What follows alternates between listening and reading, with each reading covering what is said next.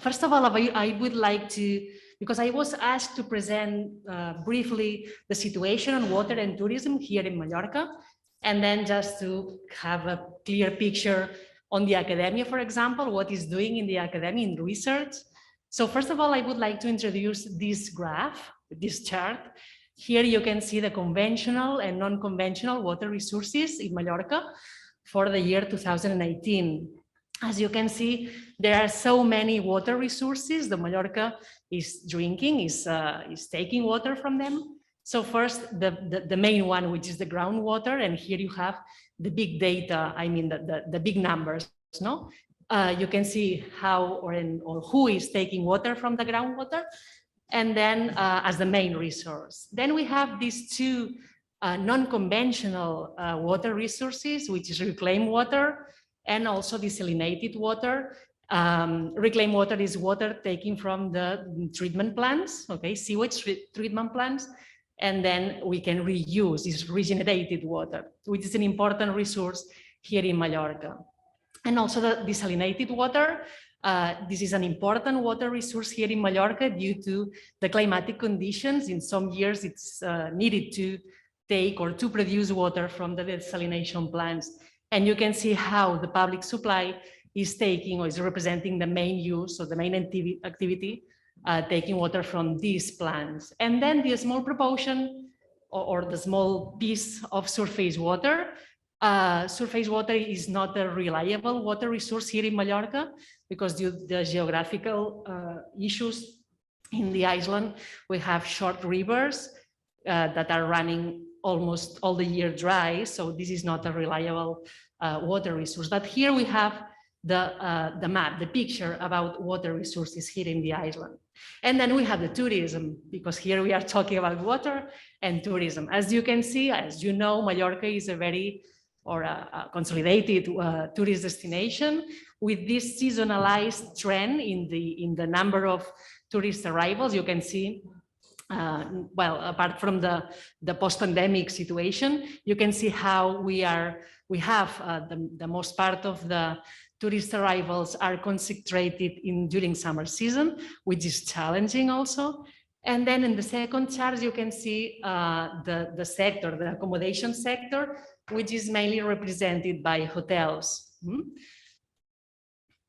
Okay, so we want to mix these two big topics, water and tourism, and we want to know how water is consuming by tourists, no? So according to the research conducted, because I am coming from the academia, so I would like to introduce some research and published studies. You can see here, so it's like today was a review on all the water use indicators that have been applied to studies, to research studies. So you can see how the water, so water use per guest night is the most used indicator in terms of water in tourism. But you can find annual water consumption or for example, liters per guest room per night, etc.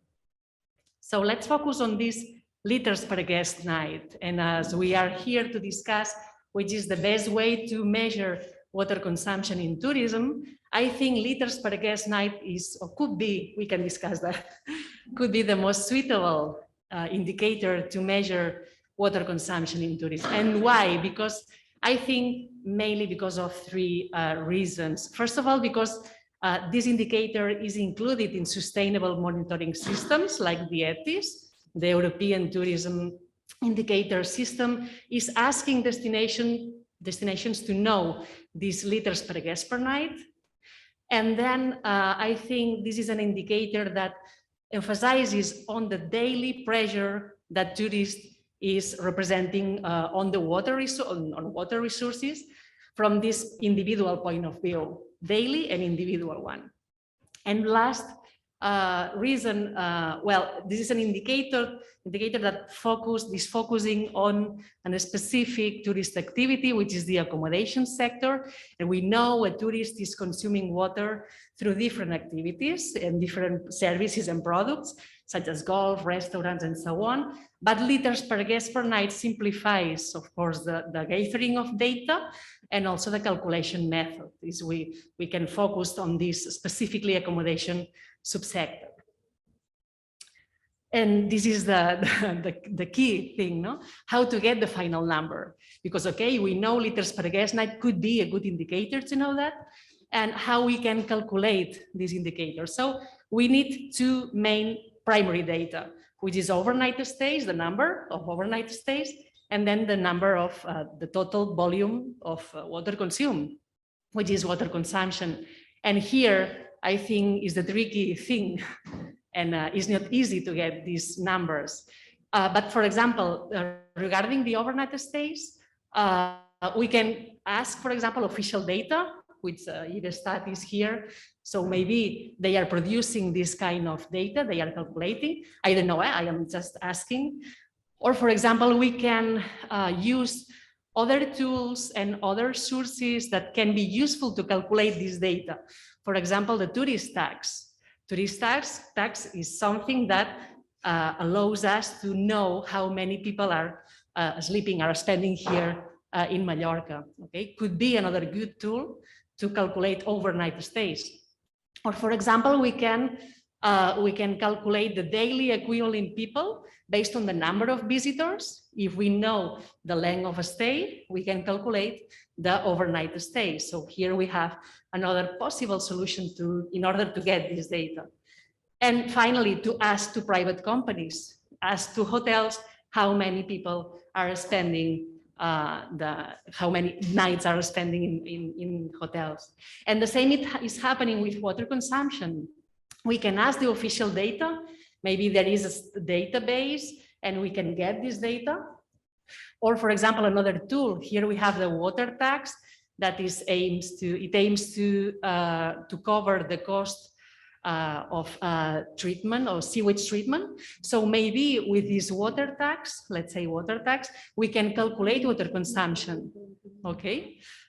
And again, we can ask private companies how many water they are consuming, which is another, this is the best source of data.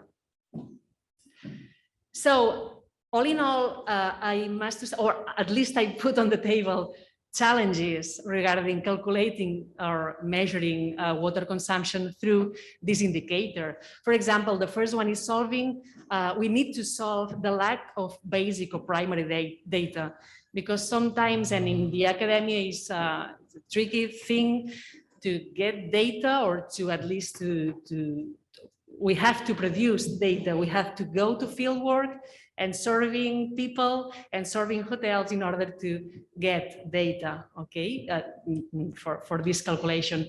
Or dealing with data availability. For example, we know that some data exists already, so it's calculated, but we don't have access, which is linked to some privacy issues.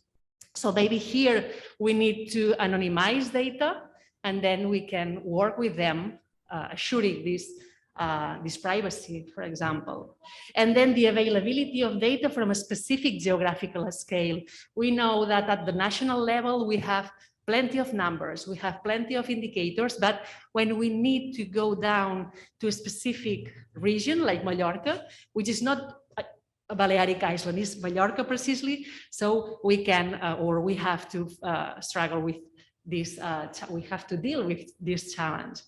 And the last one, we need to assure that the data we create and we calculate, we are able to compare to other destinations. This is the reasons, no? In a benchmarking process, we need to assure this homogenization, at least at data calculation.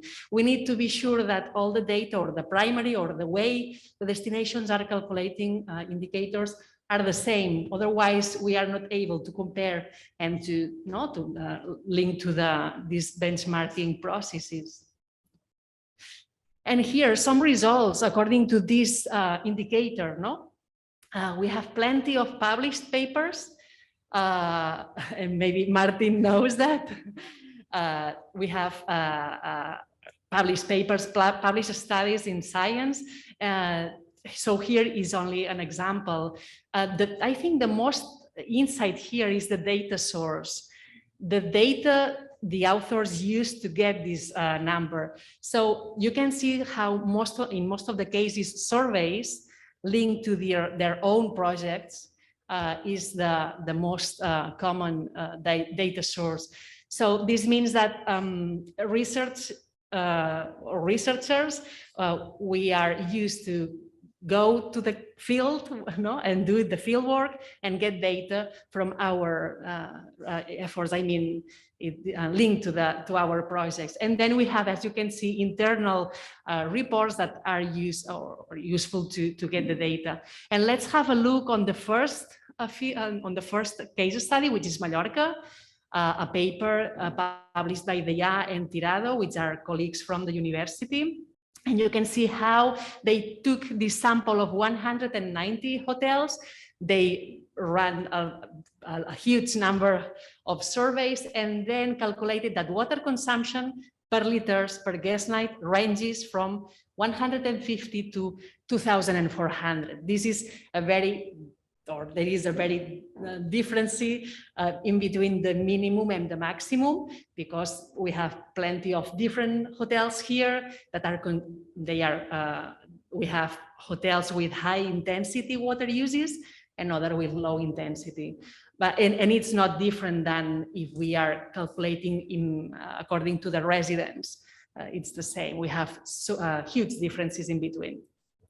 And that's all I have to say to you. I hope this I hope to be useful for you to discuss these and other things. Thank you.